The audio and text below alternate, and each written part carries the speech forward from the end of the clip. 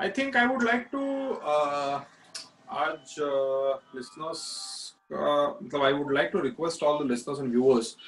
I would want their attention on few melodies or few ragas, to be precise, ragas, which, according to me, we can say that these are exclusively for sarod. Okay. तो एक ऐसा comparison हो सकता है कि देखिए there is an ideal combination of duet, that is sitar and sarod, Right. क्योंकि दोनों ही plucked instruments हैं, दोनों ही stringed instruments हैं, and दोनों में ही almost सारे factors other than the frets तो दोनों में common है.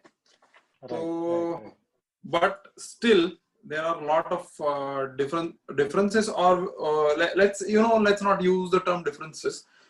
We can use the term like both of them have their own individual features, which makes both of them stand apart. But still they are together. So that's what actually makes them the ideal combo or ideal pair of duet, it seems. So क्योंकि देखिए कि हमेशा पुराने दिनों में भी ideal duet it was sitar sarod, okay, Pandit Ravishankar and उस्ताद अली अकबर खान साहब. Right. तो एकदम मतलब इंस्ट्रूमेंट्स भी एकदम सब सिंक में है, साउंड जो भी निकल रहा है एकदम, both are so much complemented to each other. कहीं पे भी कुछ ऊंच नहीं है, and everything is so much in balance. So this is what I feel कि ये एक अलग this is one of the points that we should focus on. So interesting. I think मुझे एक सवाल है वैसे, before we go dive into the actual topic. As a listener, purely as a listener, what do you prefer to listen more out of the both, and why? Or is this a very dumb question to ask and both have their strong points, so ऐसा कुछ नहीं है? Like, how do you look at it? Yeah, absolutely. Actually, to be honest, preference ऐसा कुछ नहीं है मेरा. Because naturally, myself being a sarod player, sarod तो मैं obviously सुनूंगा. And तो मैं काफी और चीजें फॉलो भी करता हूँ, काफी चीजों को स्टडी भी है. तो सितार का भी मैं काफी सुनता हूँ. I also listen to a lot of sitar, and lot of sitar players So ऐसा कुछ नहीं है कि then I would prefer, yeah, but preference would be at the moment which I am thinking of listening something. That is the only thing कि हाँ इस moment में मुझे भी सितार सुनना है. That could be a possibility. Right.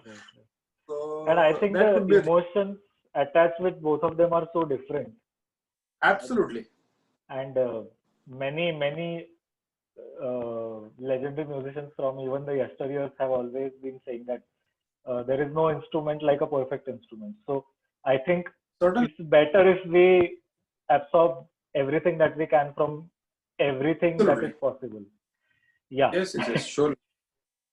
Good. So that's true because yeah. Right. So आज मैं ऐसा सोच रहा था कि like I had a lot of questions and a lot of things that I would like the viewers to get exposed to. At the top of my head, like I know you have some structure in your mind, and that's great because that will help us to move forward.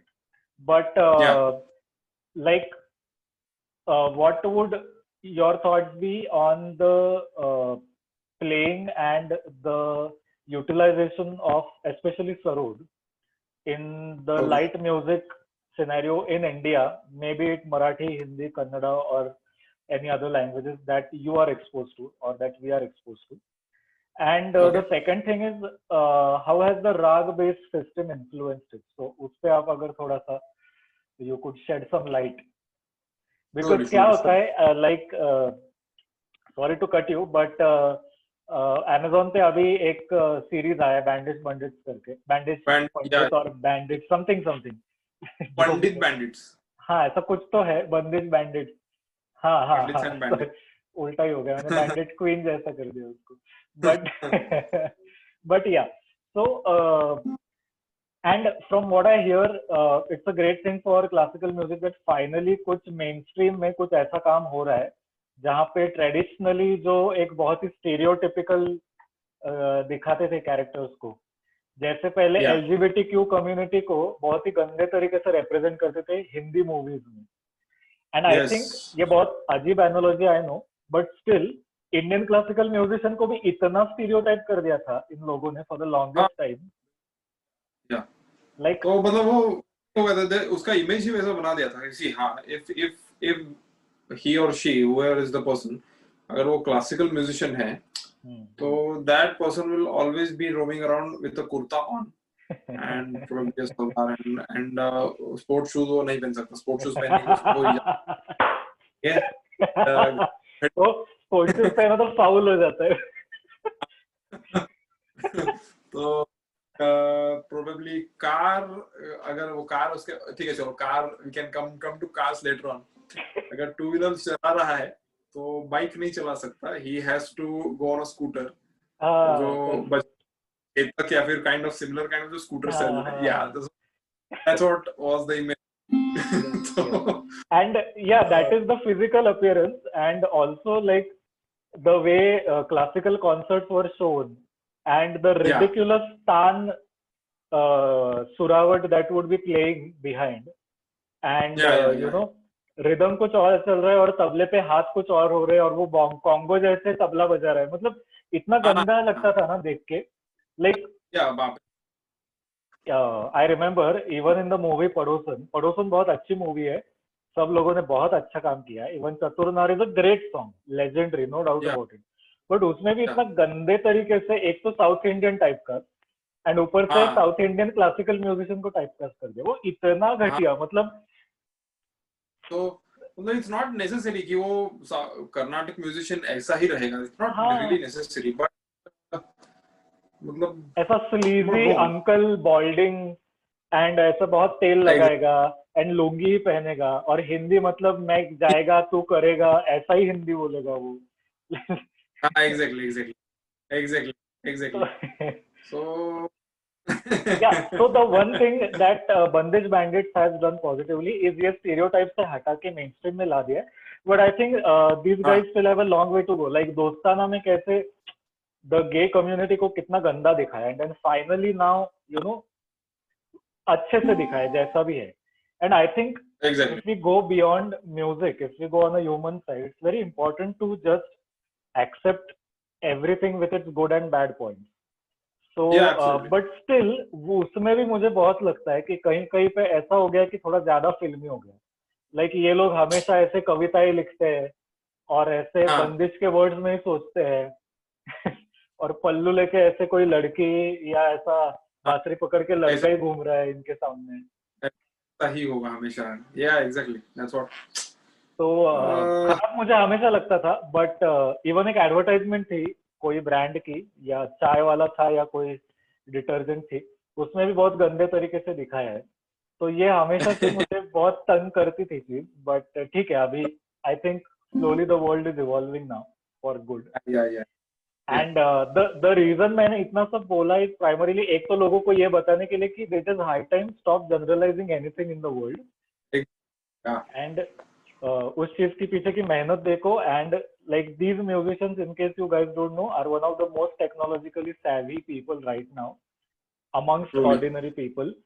And second thing जो मैंने बोला अभी ये सब, उसका reasoning ये है कि आई थिंक हमने लास्ट पॉडकास्ट में बोला था, मैं एक उसको कनेक्ट करके फिर then I give the ball to you. It is that for example there is a famous Marathi song श्रावणाचं गणन बरसलं, राइट? तो उसके स्टार्टिंग में बांसुरी का बहुत फेमस पीस है. ऐसे बहुत सारे फेमस पीसेस रहते हैं, कोई वायलिन पे रहेगा, कोई बांसुरी पे रहेगा, कोई सतार पे रहेगा. बट बांसुरी is still that instrument I feel जो इजीली एक ऐसे इंसान को जिसका म्यूजिकल ईयर डेवलप नहीं हुआ है उसको भी बांसुरी का साउंड पता चल जाता है. Yes, exactly. But immediately he or she relates. Absolutely, but I think that is not that much the case.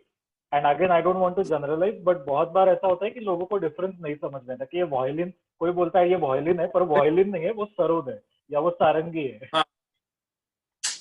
तो किसी की गलती नहीं हो सकती है, ठीक है, people are less aware. And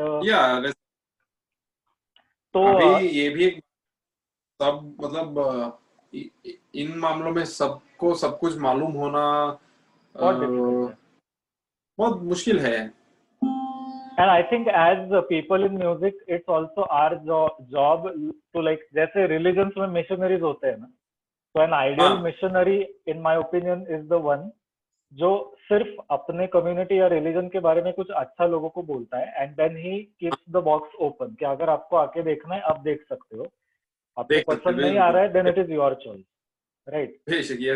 I think हमारा ये एंटायर जो एक्सरसाइज है और आगे भी शायद हम करेंगे और बार, तो ये वही रहेगा मोस्टली. सो ये हमारा थोड़ा सा ब्रीफ है कि हम आज का पर्टिकुलर पॉडकास्ट क्यों कर रहे हैं. The last one was about introducing people to sarod and classical music का जर्नी वगैरह वगैरह. And in case you guys haven't seen it, 3 parts में मेरे चैनल पे अवेलेबल है, आप चेकआउट कर लो. टुडेज पॉडकास्ट की मैंने इंट्रो दे दी. So now Nitish, the ball is in your court. How do we proceed from here? कैसे करें? Do you have a structure in mind? Do you have particular like you have rag 1, 2, 3, 4 in mind, or would you like to just कोई धुन बजाओगे आप and then maybe एक राग की and then लोगों को एक फेमस गाना एसोसिएट कर सकते हैं, तो like ऐसा कुछ ऐसा कुछ कर सकते हैं. we can go this way. तो चलिए अभी मतलब the piece which I opened with that was Rag Puriya Dhanashri.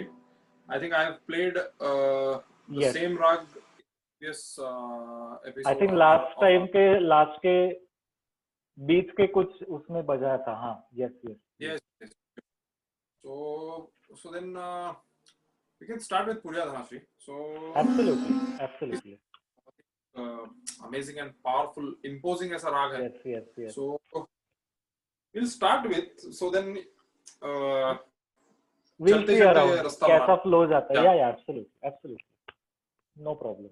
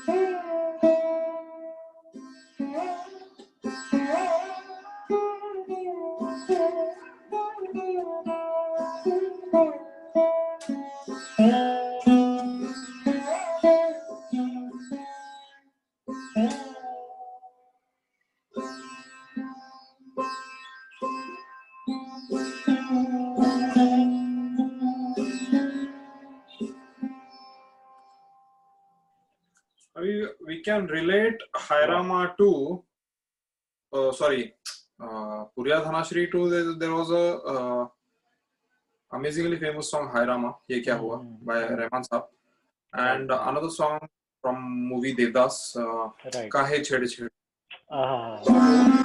So I just show some phrases of the songs. So, Nitish, like while we are on those two songs, and since you are trained for so many years, just for the sake of it, how would you like दो मतलब लोगों को मैं अपने level से बताऊं, then proficiency level पे Nitish carry forward करेगा आगे. Both of the songs are from Puriya Dhanashri, based on the rag or the sur structure Puriya Dhanashri.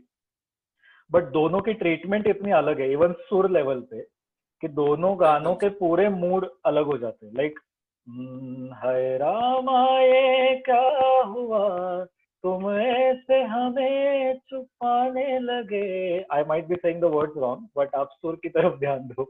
तुम इतनी प्यारी हो सामने हम काबू में कैसे रहे. ला ला ला ला ला ला ला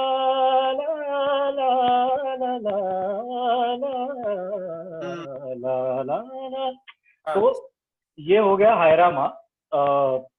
मैं लोगों को रिफ्रेश कर रहा हूँ क्योंकि दो गाने मैं बेसिक लेवल पे गा के देन उसकी टेक्निकलिटी में नितिश से समझना चाहूंगा कि क्यों उसमें क्या अलग चीज है. एंड दूसरा सॉन्ग कौन सा बोला आपने? काहे छेड़ छेड़ मुँह. काहे छेड़ का ला ला ला ला ला ला ला ला ला ला ला ला. ये ऐसा तरह से जाता है काहे छेड़ छेड़. काहे छेड़ छेड़ टू बी प्रिसाइज थोड़ा सा पुरिया धनाश्री के कुछ पार्ट्स हैं, थोड़ा सा बसंत की तरफ भी इंक्लाइंड है. बसंत की तरफ जाता है. बट लाइक अगर हम थाट स्वरूप से अगर बोलेंगे या सुरावट की तरफ, like the musical notes that are used and the structure is more or less for both of them is same, but the manner in which the structure is used is different. So Nitish, थोड़ा सा एक उस पे अगर आप बोले कि what is it that makes the two songs so different before like going into Sarod specifically. Exactly. देखिए, तो I would like to demonstrate.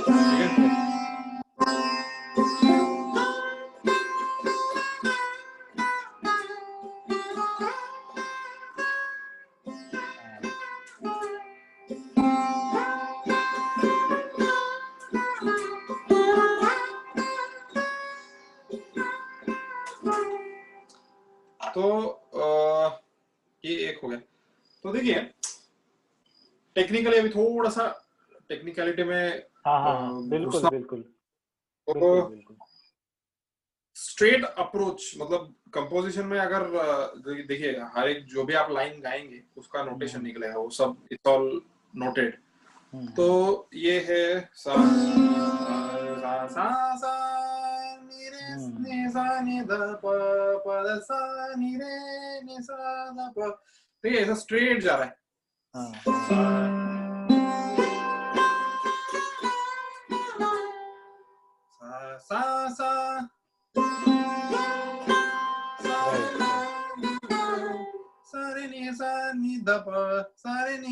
ध प प ध सा नि सा ध प। तो ये हायरामा में इस तरह का मूवमेंट चल रहा है, तो स्ट्रेट अप्रोच एकदम पॉइंट सीधा सुर पे जा रहा है। एंड यहाँ वहां मतलब थोड़ा सा फ्लो वाला मामला कम है।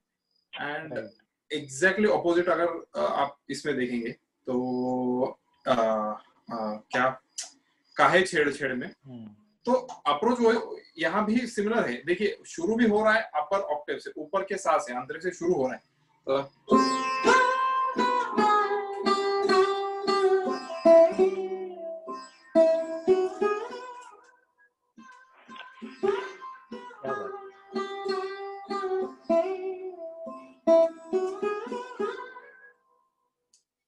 ये यहाँ भी ऊपर से ही शुरू हो रहा है, हायरामा भी ऊपर से ही शुरू हो रहा है, बट द मूवमेंट और बेसिकली द वॉक, द चाल जो है गाने की, तो that is what is making the difference. Okay. तो काहे छेड़ छेड़ में तो थोड़ा सा डॉल के अपने मिजाज में चल रहा है, लेकिन हायरामा में एकदम सीधा चल रहा है, और जो भी टर्न्स है, टर्न्स एकदम शार्प टर्न्स है। राइट। तो वैसा वाला एक मतलब एक रिलेशन दिखाने के लिए I am using this kind of concept. तो ये this is what is making the difference. देखिए जितना सुरों का लगाव कर्वी रहेगा, देखिए तो उतना जो भी ट्यून है मेलो साउंड करेगा, जितना शार्प रहेगा उतना अटैकिंग साउंड करेगा। राइट। तो ये वाला मामला है, देखिए क्योंकि दोनों ही ऊपर के सा से शुरू है, ये भी ऊपर के सा से, ये दूसरा भी ऊपर के सा से, ठीक है। दोनों के सुर भी ऑलमोस्ट सेम है, एंड स्ट्रक्चर भी सेम है, ऊपर से नीचे आ रहा है। तो but then after all these things being similar and most of the things being same, why we are experiencing the difference. So these are the few technical reasons which I could just show it. Wonderful. Right. So yeah, so this is how it's all going. Okay, great. And I think उसमें apart from flow and मतलब flow तो है ही, but do you also feel that over the years talking about a same instrument and a same rag for that matter, the treatment of musicians in that respective era has changed a lot, which has resulted into different potential being extracted from that instrument, I feel. Absolutely it has changed a lot because see देखिए technically अभी see when we are in see now we are talking in relation with or in context with राग पुरिया धनाश्री, ठीक है। तो हायरामा में पुरिया धनाश्री का जो प्योर स्ट्रक्चर है वो नहीं दिखता है, ठीक है।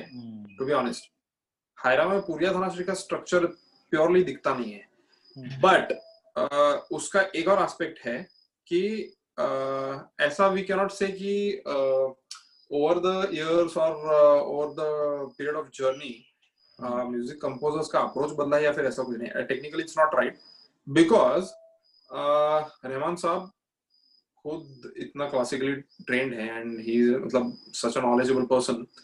तो इसका correlation कैसा है, I would like to throw some light on that. Yeah, absolutely. जैसा हमारे हिंदुस्तानी क्लासिकल में राग पुरिया धनाश्री है, वैसा ही कर्नाटिक क्लासिकल में राग पंतु वराड़ी करके है। Okay. Pantuvarali, so okay, exact same scale, सुर वैसे के वैसे। तो अगर हम लोग बोले कि ये राग पंतु वराड़ी है तो एकदम टेक्निकली फिट बैठ जाता है। अच्छा, ठीक है। अगर कुछ प्योरिस्ट हैं तो वो लोग ऑब्वियसली बोलेंगे यार ये पुरिया धनाश्री नहीं है। राइट। क्योंकि ये पुरिया धनाश्री के जो की फ्रेजेस हैं, की कॉम्बिनेशंस हैं, वो नहीं आते हैं। तो इस वजह से प्योरिस्ट बोलेंगे कि यार ये पुरिया धनाश्री नहीं है। एंड लेकिन जिनको राग पंतुवारड़ी मालूम है, those people who are aware of existence of राग पंतुवारड़ी, they will say like, yeah, this is पंतुवारड़ी. So which is parallel to Puriya Dhanashri, not Puriya Dhanashri, but which is parallel. So this is how it has developed. और काफी सारे musicians और music composers ऐसे भी हैं कि जो parallelly दोनों स्टाइल्स का, कर्नाटिक का, Hindustani, both the styles they are studying and मतलब एक कोरिलेशन तैयार कर रहे हैं, कॉम्बिनेशंस तैयार कर रहे हैं दोनों के हिसाब से. तो this is how actually developments are going on.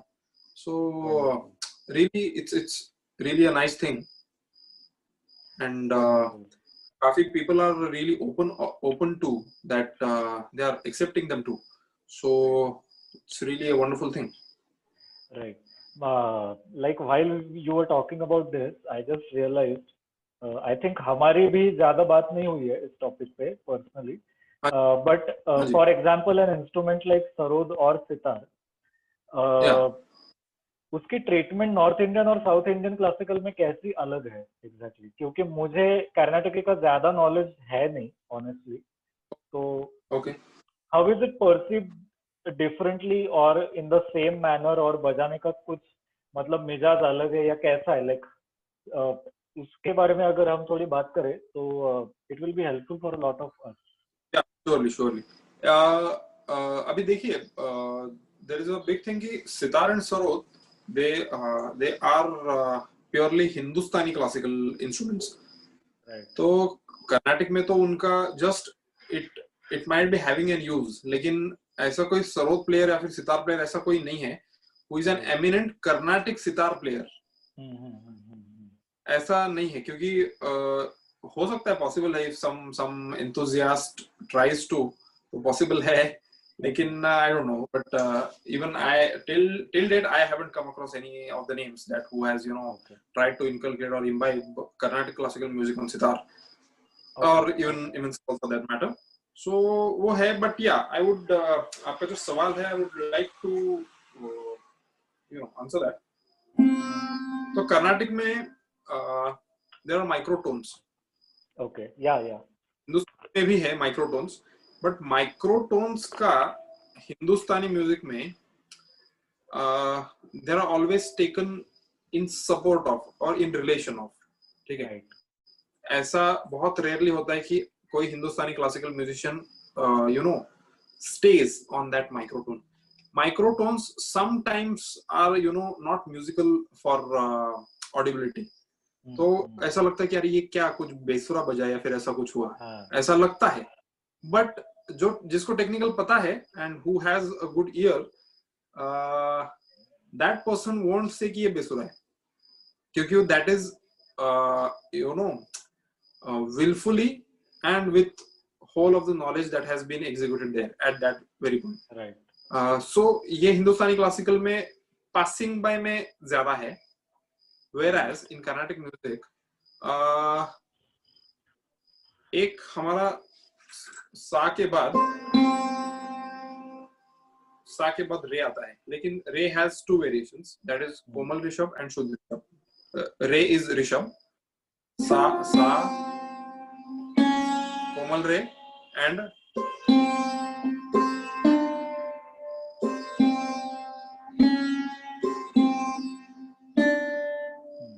तो कोमल रे, शुद्ध रे. Now the actual twist comes.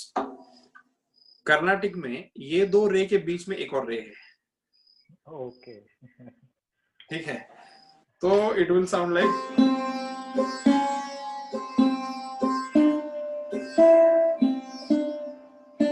ये अपना शुद्ध रे है, this is कोमल रे, ये एक और रे है उनका बीच में somewhere. ठीक है, राइट. ये अगर रे, if I play during any of my concerts or any of the work, so it will be considered as besura. Right. Whereas this ray actually exists there. Okay. ठीक है, तो उनका ऐसा ही गंधार का भी है, ग जो ग नोट है, तो सेम ग, 3 गंधार्स exist and 3 निषाद्स also exist. तो सा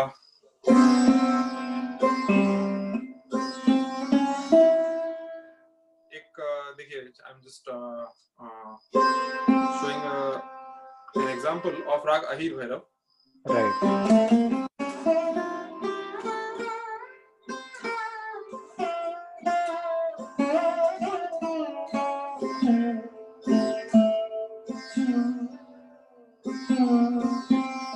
This is the Hindustani style.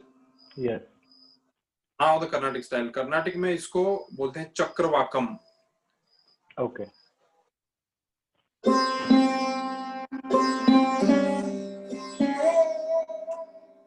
सारे वो जो है उनका, तो दो श्रुतियों को वो दिखाते हैं. हाँ. ठीक है, क्योंकि उनके हिसाब से उनका नोटेशन देखेंगे ना, तो अगर अहिर भैरव हिंदुस्तानी में लिखा जाएगा तो सा कोमल रे, शुद्ध गंधार, शुद्ध मध्यम, पंचम, शुद्ध धैवत, कोमल निशा एंड सा, ऐसा नोट किया जाएगा. Whereas उनके इसमें sa it will be like S small R. अभी उसमें यहाँ पे आर 1 2 3 रहेगा. राइट. तो R1 आएगा, स्मॉल R1, G2 आएगा, क्योंकि G मींस गंधार, ग के भी 3 फ्रीक्वेंसीज हैं उनके, तो G2 विल कम, क्योंकि इसीलिए वो हिंदुस्तानी पीपल लाइक दे आर, अरे ये कुछ अलग बज रहा है, तो वो जो अलग जो बज रहा है वो दैट इज G2 दूसरा गंधार. एंड बाकी सब शुद्ध नॉर्मल है. तो M1 मध्यम 1 एंड पंचम इज ऑलवेज अचल, तो वो चेंज नहीं होगा. एंड D2 बजेगा द शुद्ध धैवत, एंड N1 बजेगा कोमल निशा, उसमें कोई चेंज नहीं है. एंड सा, तो उसके हिसाब से वो नोटिंग 1 2 3 का वो जो उनका एक अलग नोटिंग का हिसाब है. सो ये भी एक अप्रोच है. तो it's about all about like कहाँ से कौन सी चीज लेके अमालगमेट करके make a good thing out of them. तो वैसा वाला मामला है. Right. That's interesting. Yeah, because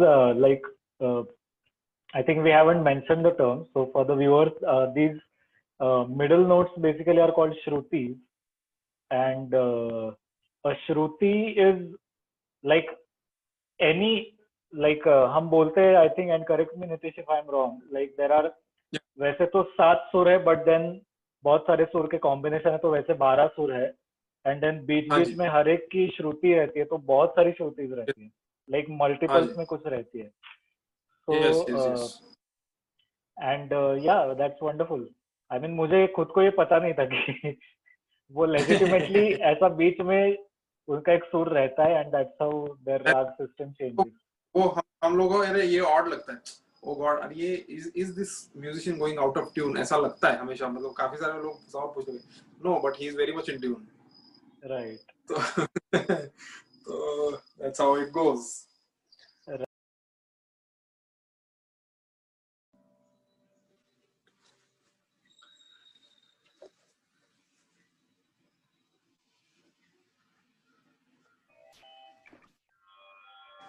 yes. तो नीतीश, आज हम क्या करने वाले हैं? आज बोलने की बारी आपकी है.